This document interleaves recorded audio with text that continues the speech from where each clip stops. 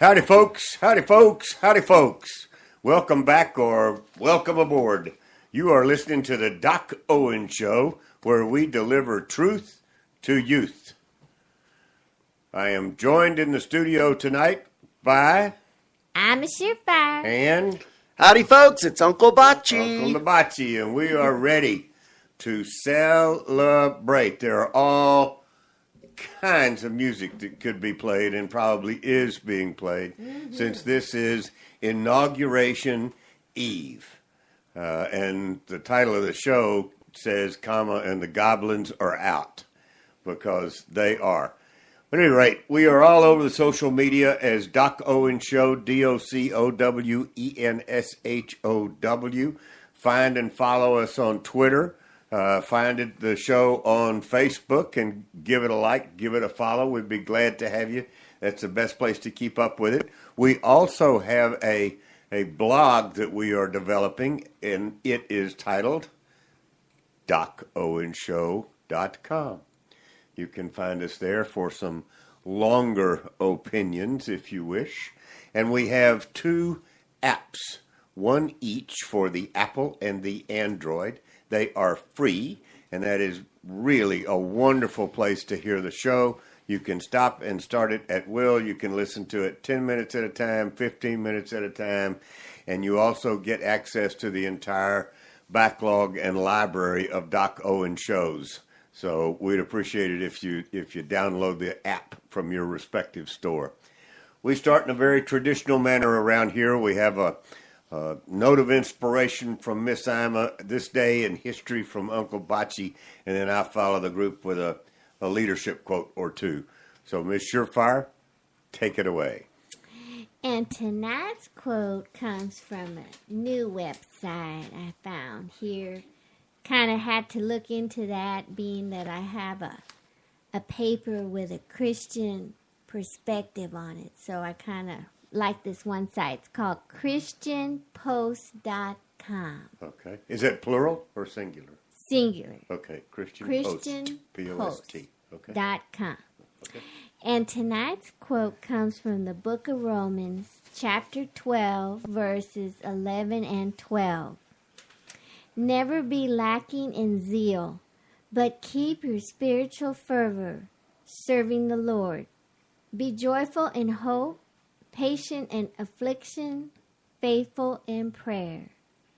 When you feel like giving up, maintain patience in prayer, that God will see you through times of low motivation. Oh, yeah. Well done. Thank you. Yeah. Apropos. That's good. Mm-hmm. What do you got, Uncle Bocce? Hey there, folks. Well, tonight I don't have any history for you. Today in history. Nothing However, ever happened on I have... Apparently not. No. It's okay. But I do have a quote about history. This is from Martin Luther King. Mm-hmm. Listen carefully. We are not makers of history. We are made by history. Now, I don't know what the first thing that jumps into your mind when you hear that, but my first reaction was, this is backwards. It's wrong. But then on further contemplation, I thought, well, you know what? I don't know if this is what Martin Luther King meant by it, but we are made by history. If history is not part of who we are, then, we haven't learned anything. So I take it that way. Okay. I think he had a dyslexic stenographer, and it's backwards. Yeah, that was my initial reaction. And I still think it's backwards, but No, I have to get some meaning out of this. I got it. So say it again so we can... So now that we are not makers of history. We are made by history. No, I get it. I get it. Okay, good. See, the message comes through anyway. I get it.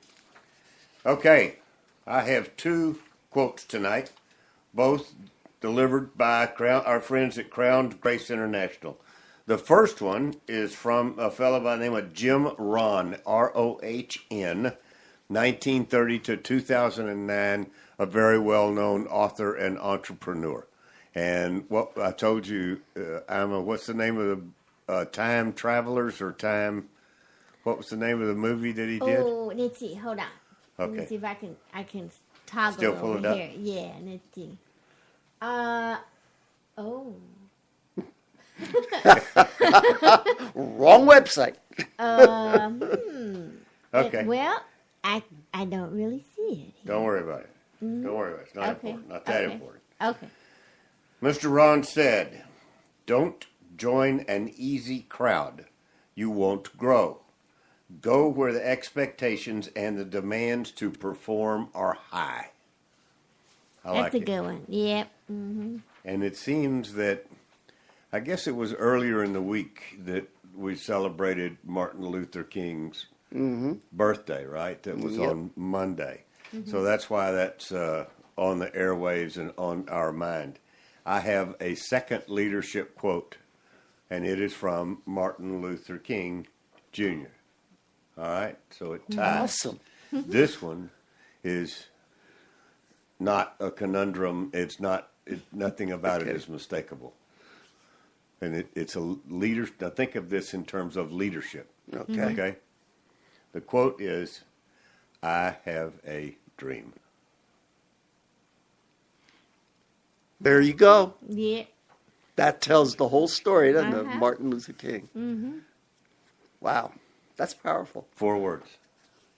Boom. Yep. Good. Okay. Good. We think we've got a real good show for you tonight. We are going to do the second half of an interview conducted about a couple of weeks ago. Last week we had the first half, a gentleman by the name of Rex Lee, who has a passion to bring things under control in the mobile communications industry. He has a website that you really should go take a look at. It's very, very informative. And he has some things out there that you can do to help the cause.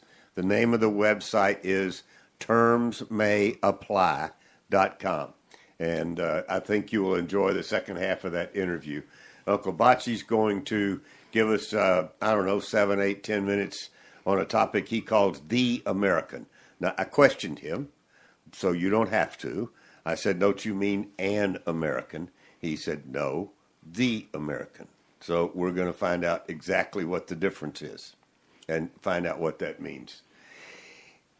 And then we're going to talk about, very briefly, a new friend of the show, somebody that we've been quoting for quite some time, a young lady by the name of Publius Hulda, or as we are now allowed to call her, PH. And PH is the WFA, is that enough acronyms for you, on the United States Constitution and its original intent. So we got to hear her speak. Next week we'll play the interview for you, but I just wanted to cue that up because it is very, very important. And you will enjoy it far more if you will go to her blog, publiushulda.wordpress.blog, I think, or .com or something. But trust me, if you just Google Publius, Publius Huldah, you will be far more informed and therefore, I think, far more excited about our conversation with the WFA on the Constitution. And then we're just going to chat a bit. I think there are some goings on around Washington, D.C. this evening that deserve a tad bit of our coverage, and then we'll call it a night. So with that, Uncle Bocce, you're on. Well, good. Howdy, folks. Feeling good tonight. Tomorrow is a new day. Tonight we're going to talk about what is the American. And just like Doc said, it is specifically the American, because what I'm trying to do is to show you what types of people made the American. Oh, okay. Kind of thing. Okay. We're not going to get into a philosophical thing. That's something, because I have another session that's called The Mind of America. That'll be a little bit different, but we'll do that at a later date. So, tonight, let's start off. There was a gentleman who lived in France. His name, I don't know French. That sounds like one of those limericks. Yeah. When do you hear his name? Yeah. There was an old lady from Nantucket. There you go. Yeah, good. Uh-huh. Yeah, well. Okay, so there was a gentleman that lived in France. Yeah, and his name was. His name was, and this is only part of his name. Okay. It's Michel Guillaume de Crèvecoeur. Something like that. That's one of those guys that you meet at church and say, "Is it okay if I call you Fred?" Yeah, that you. Yes. Okay, just like Alexis Tocqueville, this gentleman came from France, and he was astounded by primarily the diversity in the American colonies. You have to remember, these people that came from Europe, they were used Frenchmen, they were used to image. the English, Yep. yeah, and all of that. But here, living in one area, they had English, Welsh, Scots-Irish, German, French, Irish, Swedish, Native American, and African descent. Now, all those people in one area, you can imagine what this Frenchman must have thought. Okay? Yeah. It's so, right off the bat, America is different than all the European countries. Mm-hmm. When that's going on, how did they come to grips with the various language barriers? I mean, I wonder how English won out because of the crown, because of the ownership, right. They were British colonies. So in order to speak the language of the day, the politics of the day, the financial aspects of the day, eventually they had to learn English. Right. Not because we imposed it, but because it was everything we did was run by England. Britain. Yeah. There was a chance. I had to just think through that out loud. There was a chance, a very small one, that our language could have been German. Yeah, he could have been German because that's what Benjamin Franklin thought our language should be. That's but Jewish. Anyway, so what then is the American? This new man. Think of it in those terms. Okay. I see where you're coming from. Okay. That's why it's the American, not an American. That's right. Okay. Got it. Okay. He could not be sure, but he knew it to be different than anything could be found in Europe, obviously, which is on the other side of the Atlantic. Right. And at the time of the time of the American Revolution, English citizens only made up 2/3 of the population. Okay. Okay, those were English of the colonial, and that's excluding Native Americans. Nearly 1/5 or 20% of the population was of African descent. So, yeah. Of the white population, there was still tremendous diversity, particularly in Pennsylvania, were these free black people? They were a combination of slaves and free. Okay. Yeah, because slavery was being. It was still. Yeah, it was there. Being practiced. Sure. It was there. So. Okay, I'm just trying. Okay. Did you know that Pennsylvania was called the original American melting pot? No, I did Pennsylvania. I found that really interesting. Of course, that's spread throughout all of the America. Right. Okay. Now, the most numerous of the non-English setter population. English setter. Listen to me. Well, I get that. I think you wanted settler, English right? Settler, yes. There you go. Okay, I've got dogs on the mind. Not long-haired red dogs. Yeah. But they were the Germans and the Scots-Irish. Okay. And I say Scots-Irish because, you'll see why they're called the Scots-Irish. Okay, now Germans, they came to Pennsylvania because William Penn had written and said to them, hey guys, I've got a lot of land for you. Come on over here and settle with us. Germans like free. Yes. Particularly, they liked the idea of religious freedom. Uh-huh. Okay. They liked the idea of economic opportunity. And at that time, freedom from war. So we pick up on a couple other things about the American. He was diverse, he was religious, and he was fond of economic opportunity. Yeah. Okay, Yeah. so those are some of the cornerstones of So the American. those are deeply buried in our ethos. Absolutely. Religious freedom, economic opportunity.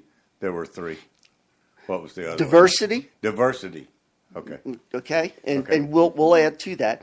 Now, did you know who the Pennsylvania? That's really foreign to me. I mean, how could they think that way and not expect to depend on the federal government for everything they got? Aha, we're going to come to that. Good point. Okay. It's a very good point, and that's why knowing who the American is Yep. is important. I think we're going to touch on that. I thought you okay? might like that. Okay, you've heard of Pennsylvania Dutch, right? Mm-hmm.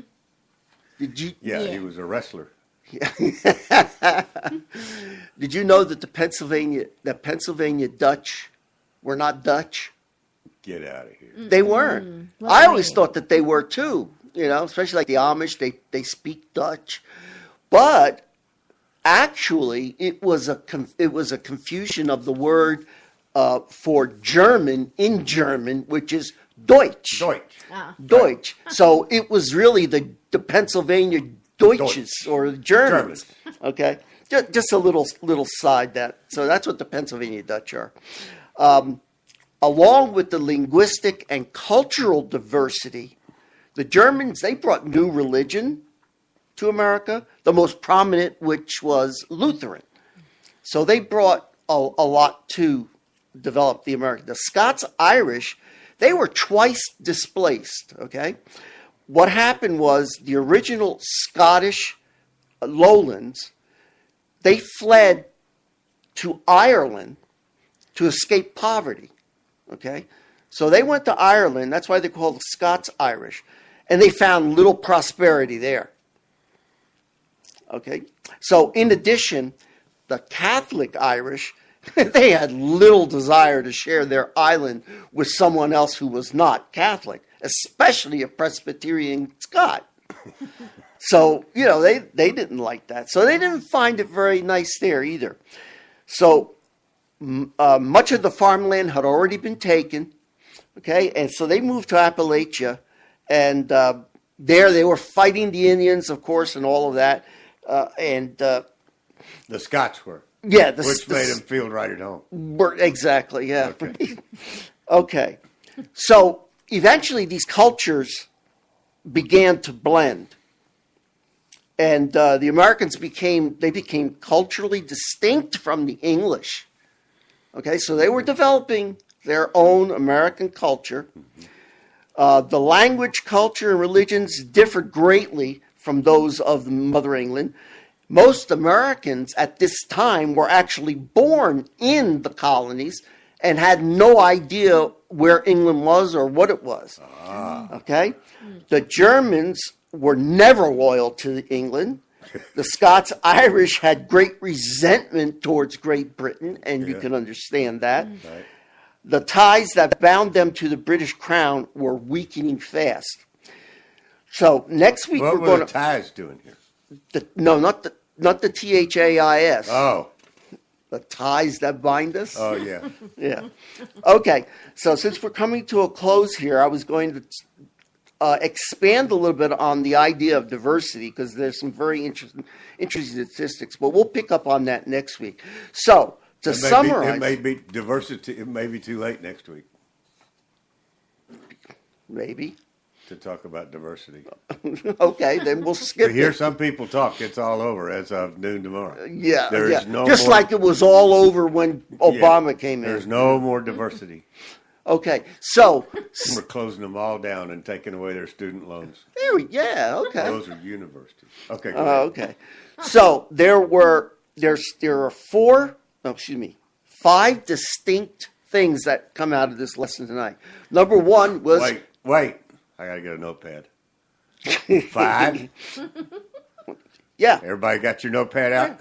Yeah, okay. Okay, So swing what away, was bud. developing in the American was diversity, Yeah. okay? Yeah. religious freedom. Okay. We talked about that. Economic opportunity. Okay. Okay. Tolerance, because all these different cultures had a blend, We've and lost religions. So tolerance was a very big thing in America. And then, finally, is the distinct culture of America. A lot of people don't think America really even has a culture. I know I used to think that when I was younger. I'm thinking the cowboy hat. What's so cultural about that? But we became a very distinct culture, and it would do well for you to understand what the American culture is. Maybe we'll do that someday too. It's only a 1-hour show. That's all, folks. No, I meant discussing culture. I wasn't talking about tonight. Okay. Discussing the culture. Okay, Okay, so let's see how good I am. I wasn't writing those down. Good. But for the audience, diversity, tolerance. Yes. I remember the one word bullets first. Culture, right? Mm-hmm. Something Religious freedom. with religious freedom, economic opportunity. Exactly. So with a little help from my friends, Ms. Surefire, we got through all 5 of them. We did. Cool. Good job. Okay. Where do they find Uncle you? Baci, UNCLEBACI at DuckOwenShow.com. I'm waiting for your letters. There you go. Keep those cards and letters coming. So before we talk to Mr. Rexley and then a bit about the goings-ons up in Washington, D.C., I really want to urge, suggest, cajole, recommend, nudge. What other adverb can I use or verb Push. can I use? Push you to go out to the webs, to go out to the internet and Google or whatever search engine that you use, Publius Hulda, Publius space Huldah. I don't want to give any secrets away about where the name came from because I had the opportunity to ask PH in person, and it is a real eye-opener. I had tried to do my homework and gone out and see if there was a Latin to it or anything like that, and I couldn't figure it out, so she had to explain it to me, and it's really pretty interesting. But she has made it her... after she retired from being a lawyer, she's made it her life's work for the past 8 years, ever since Obama got elected, to become the authority on the original intent of the Constitution by studying the Constitution and by studying the Federalist Papers, which were out at the same time, as well as other, and she goes to original, literally, source documents. It's the way to learn. And makes absolutely certain that there's no filter or no words that have been modified or no opinion that's been inserted or anything. And comes back with the saying of the show. She delivers truth to youth. And it's just very, very encouraging and, got me really fired up for what she has to say. And we went out and interviewed her. It gave me an opportunity to go to what I refer to as the Mecca in the state of Texas, which is Shiner, Texas. And if you don't know what that's about, then you need to find that out too. Google Shiner. That was fun. And we went to the meeting was in Yoakum, Texas. And so we got the chance to go to Shiner, which is about 15 miles north, and have a bite of lunch and a couple of swigs of new types of Shiner beer. So we got to go to the actual spot where all the stuff comes from. It's been around a long time. What, 1836 or something like that? That's right. The birthplace of the Shiner beer that bottles are giving birth. That's right. That's right. That's where it all starts. Yep. So, but back to the conversation with Publius, PH. Do some homework, and then we'll enlighten you on what she has to say next week as part of the interview. But and I think I know you'll be hearing a lot more about the original intent of the Constitution on this show, because a bells went off, lights went off over my head during the meeting, and it's a huge opportunity. Uncle Bocce will probably get behind it because it's absolutely, it's about it's history. I mean, so, and it will be testimony to what you said, that your quote from Martin Luther King. Right. We don't make history. We are made by history. Right.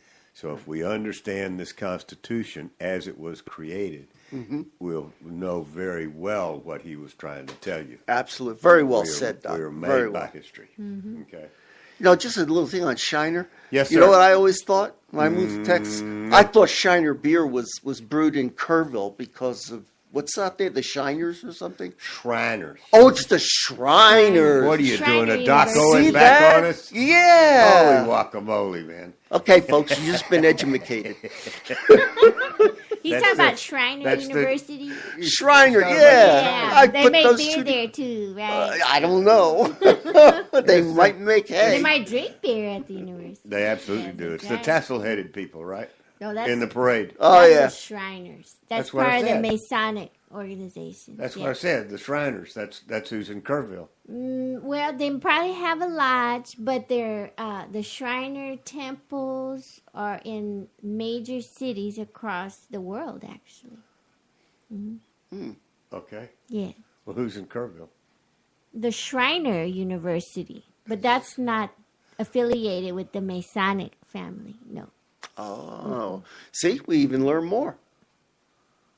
This world is so confusing. Yeah. all I'm trying to do is get through a 1 hour radio show and Oh, learn and the- something. Grand Lodge of Texas is in Waco. Oh, don't go there. Okay. So, anyway, PH will help us straighten out at least those elements that have to do with the Constitution. And she will be on next week for the first time. Let's put it that way. So, without much fanfare, last week you heard from a fellow by the name of Rex Lee, who happens to live in San Antonio. So we had a good opportunity to visit with him. And the name of, he has I don't know, wouldn't call it a movement, but an issue that he has taken the FCC to court. I mean, he's all over this and has been quite successful and needs our help to get more successful. He's protecting all of our rights. The name of his, kind of movement is Terms May Apply, and it has to do with the amount of information that comes off of your mobile device that you have no clue that they are getting, nor do you have any opportunity to opt out of what they are getting. So it's built in to the AT&T, Verizon, whoever, all of the carriers, with all the stuff that they put on the free phones. This is all, it's going on behind the scenes, and there's nothing you can do about it. But he's a telecom programmer and knows his stuff, so he got in there and started, digging it out and found all these, what this issue of terms may apply is all about. So let's give a listen to the second half of my conversation with Mr. Rex Lee.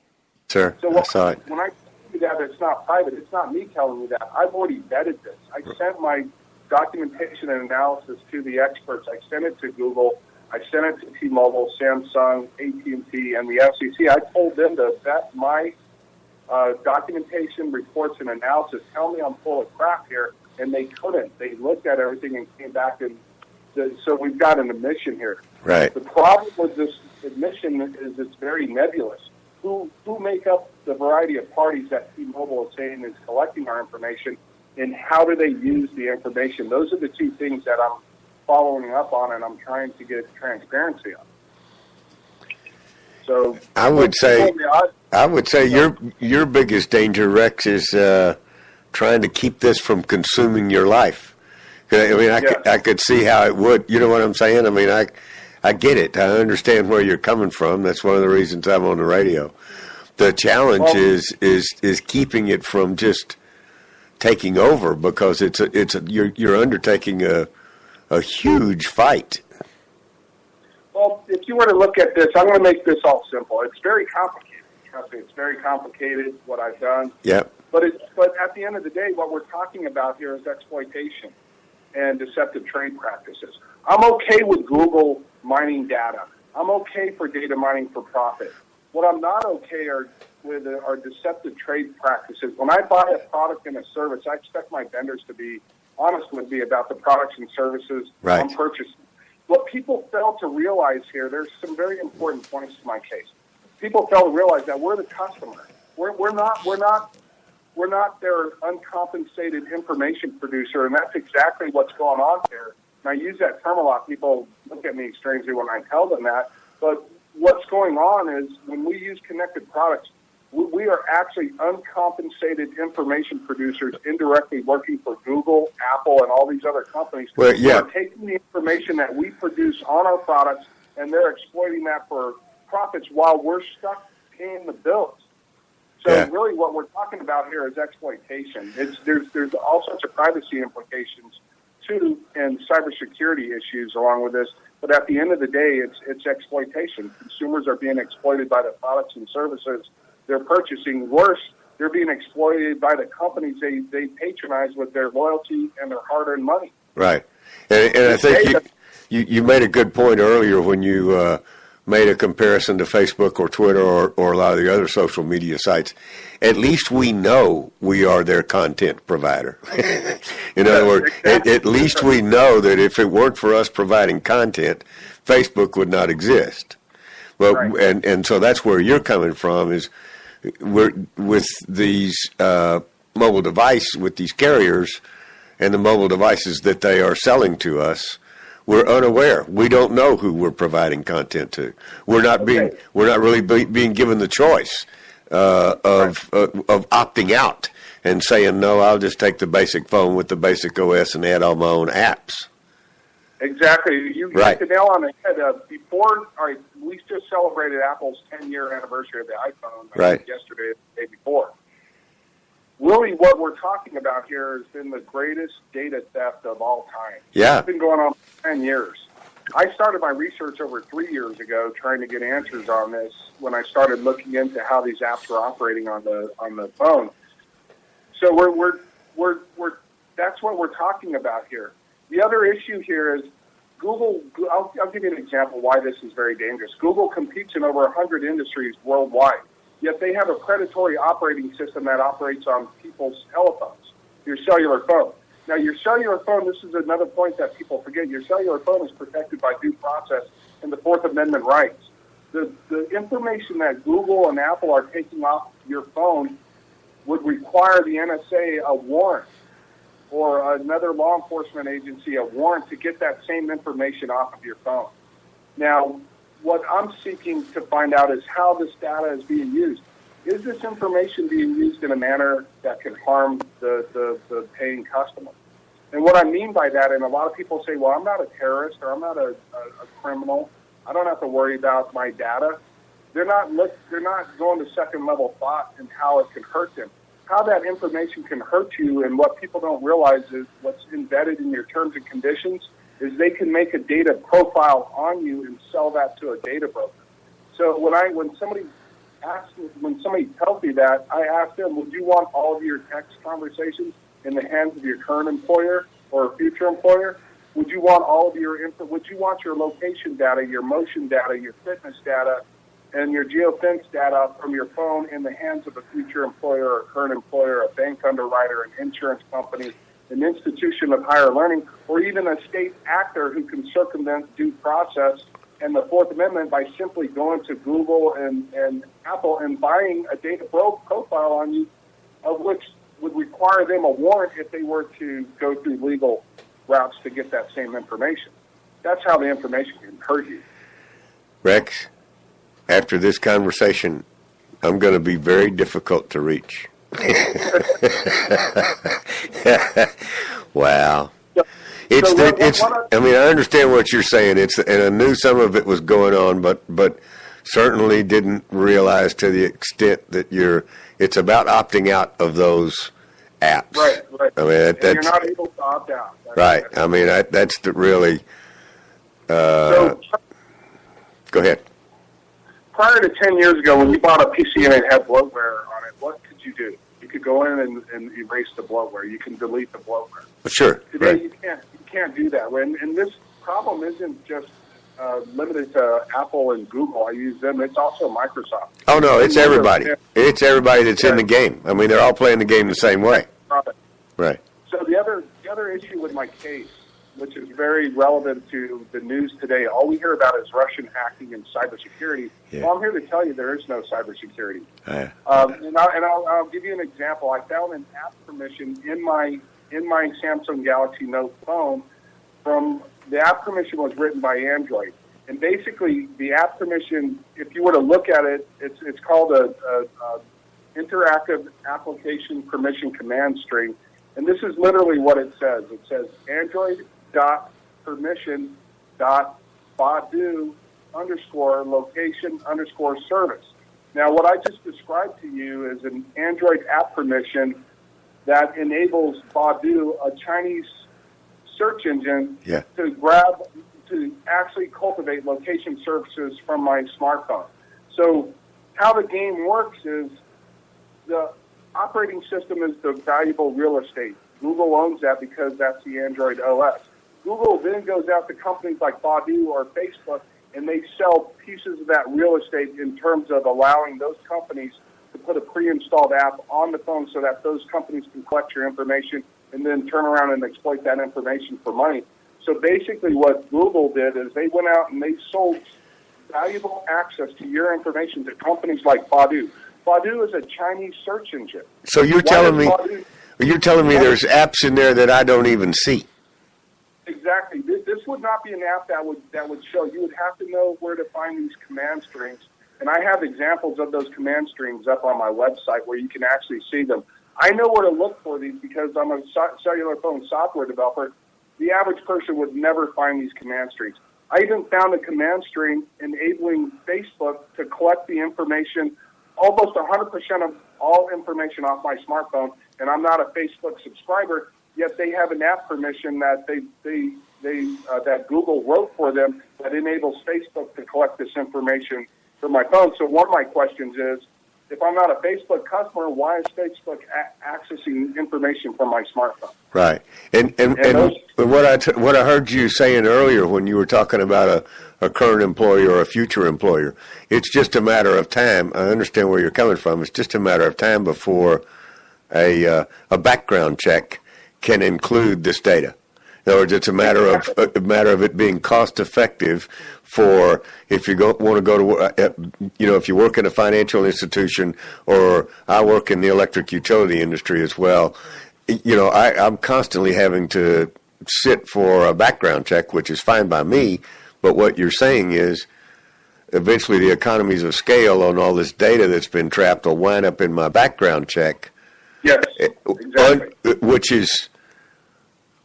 And without my permission. I mean, you know what I'm saying? I give my permission on a lot of things that's in your background check, but what you're saying is they're capturing data that I have no idea that they're capturing, and really it's none of their business. Yeah.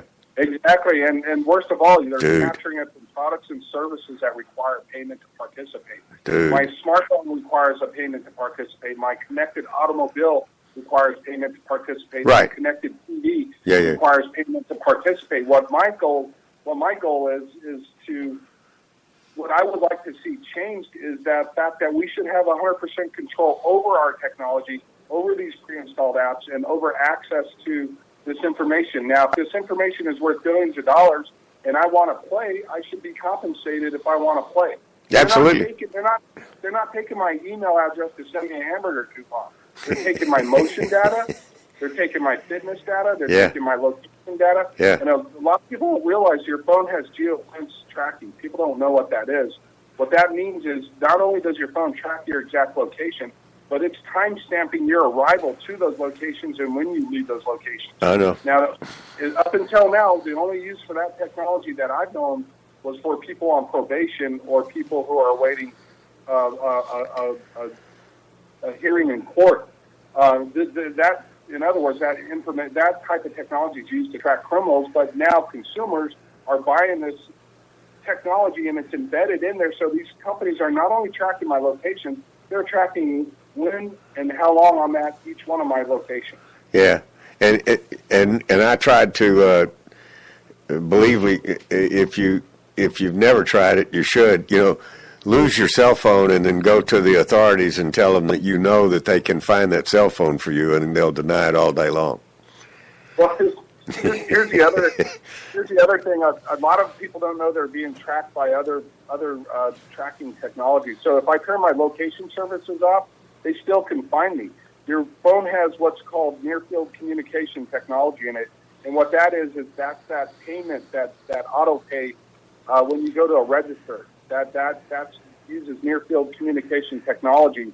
So when you use Apple Pay or Samsung Pay or Google Pay, the phone will ping that NFC tag, right, and that tells Google where you're at. So if I have my location services off and I'm at a mall, even if I don't buy something and I go buy an NFC tag, that will ping Google and tell them I'm at the mall. Oh. And also, there's Wi-Fi access point tracking too. So if I have my location services off and I access the Wi-Fi at the Starbucks, then there's also a ping telling Google that I'm at the Starbucks. So a lot of people say, hey, I've had my location services off, but my phone seems to know where I'm going and what I'm doing.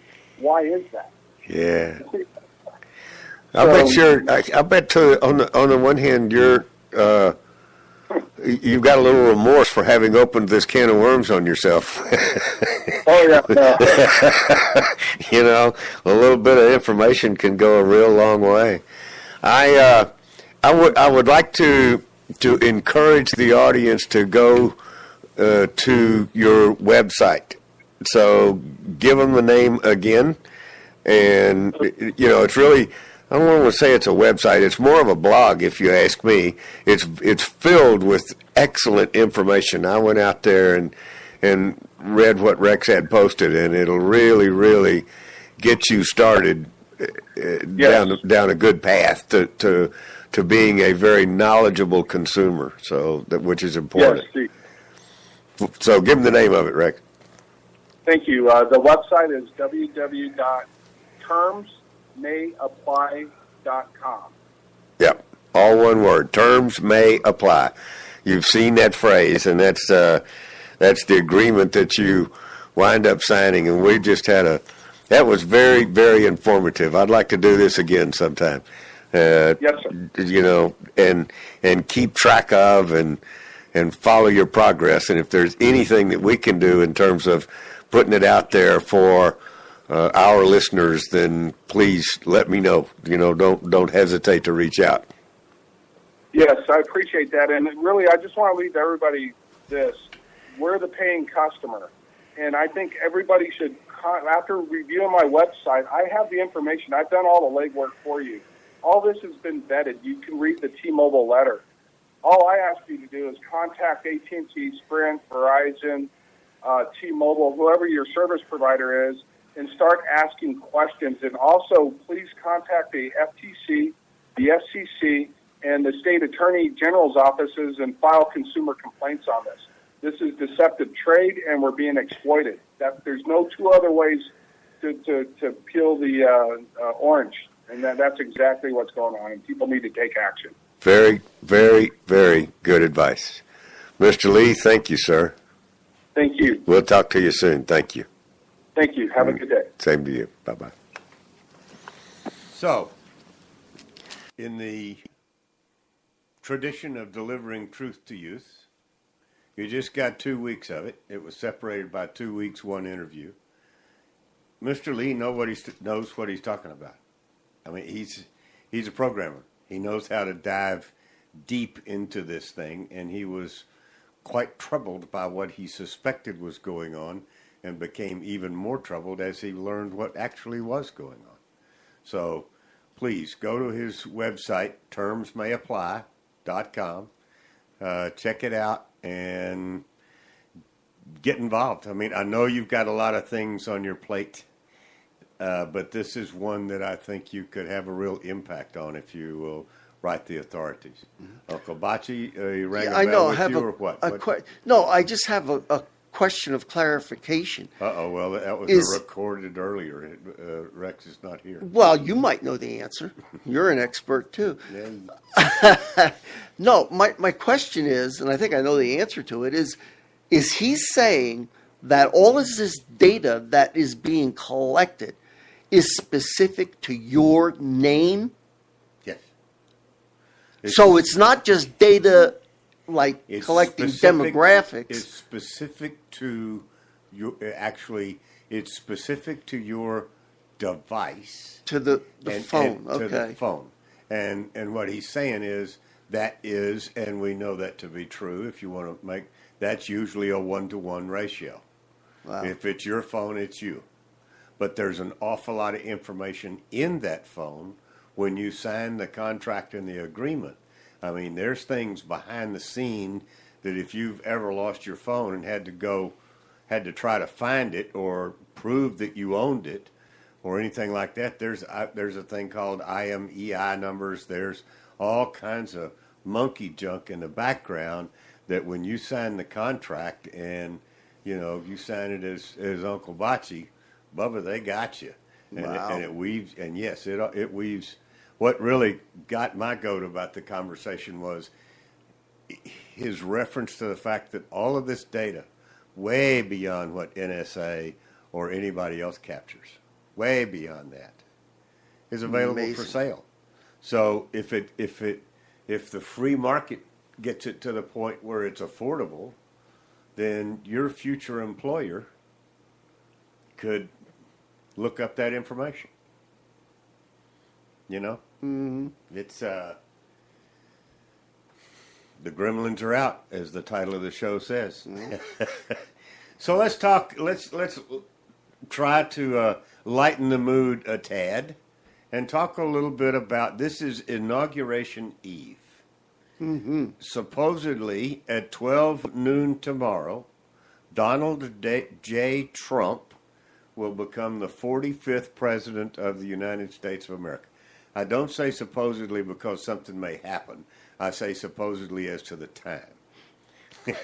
Actually, it starts at 12:01 if you want to get down to details. Okay. That's when his presidency starts. Eastern Standard Time. Eastern Standard Yes. Time. Yes, Yes. exactly. So it's 11 o'clock here. Mm-hmm. I still think that no matter what time of day it is, I think you're going to hear a lot of popping of champagne right. corks You got that. And across then the United States.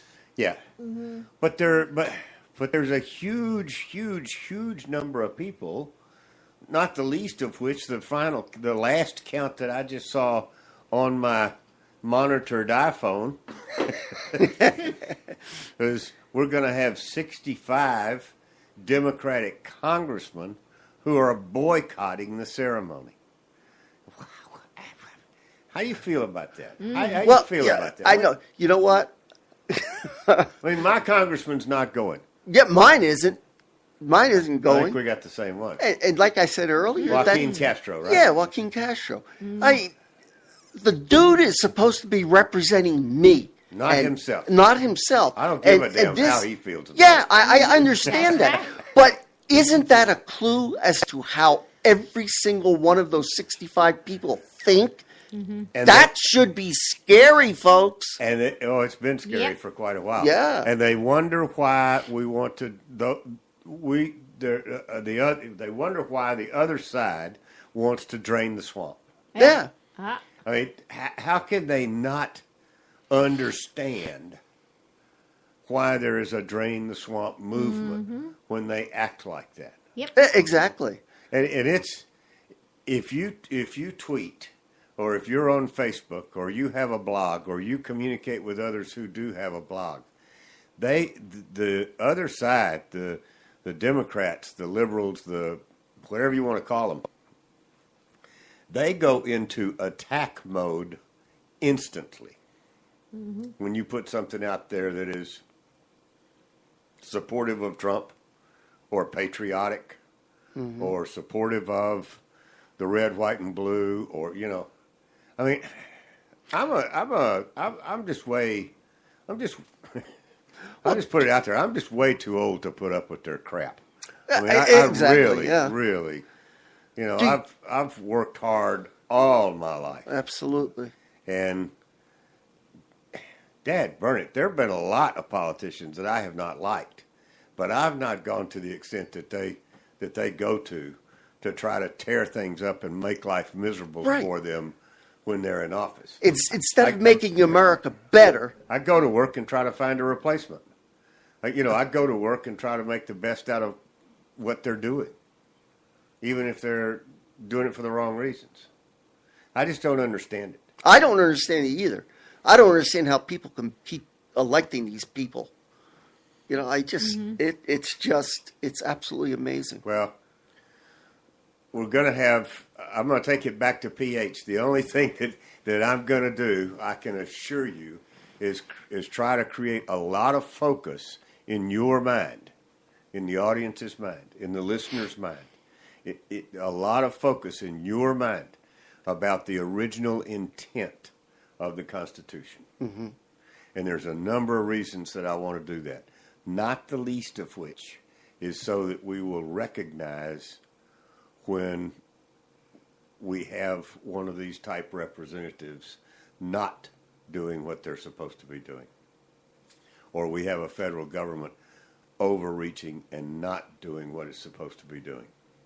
And I know that there's a vast difference between the law and the original intent of the Constitution. Oh, gosh. Because it has been interpreted, it's been considered a living document for way too long, 100 years or more, is what PH says. Well, 100 years is about where she pegged it. It's a little over That's 100. when it started moving one left and right, depending on who was in charge of the Supreme Court. It would, some laws that were passed, but there's just got to be a vast number of laws in this country that are unconstitutional, that are outside the original intent of the Constitution. Absolutely. Let's put it that way, right? I'm sure. And so, but if we would fully understand the original intent and get ourselves back to that path, I think we'd all be better off. We would be. We would be. Half of the country is not going to help you. No. They're going to fight you tooth and nail. Exactly. We've let it go too long, and now we're in a post-constitutional America, and it's scary. So do we give up? No way. No way we give up. Okay. We keep pressuring Okay. for the right thing. Okay. We're going to take a lot of hits. I can take any hit that anybody wants to give me. Sticks and stones will break your bones, but words will never hurt me. That's The what truth is what is important. Well, so we are going to celebrate. Well, we got to hear from our Black Lives Matter. We've got a minute. Let's close out with that. We're going to go. I mean, go. Okay, Go. okay. Awesome. Give my remarks to all of the Trump haters, all of the Hillary Clinton supporters, all of the people that said that my Trump was going to lose. So I say to you this morning, the day after the election,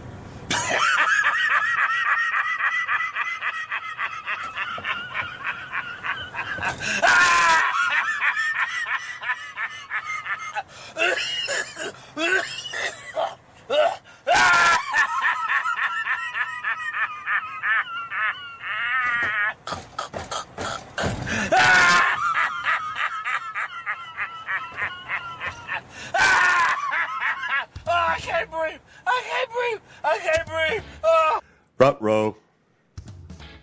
Time to go.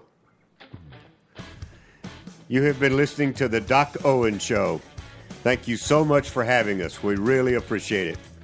Now go out there this week and take care, pay attention, and God bless. Bye-bye, folks. God bless.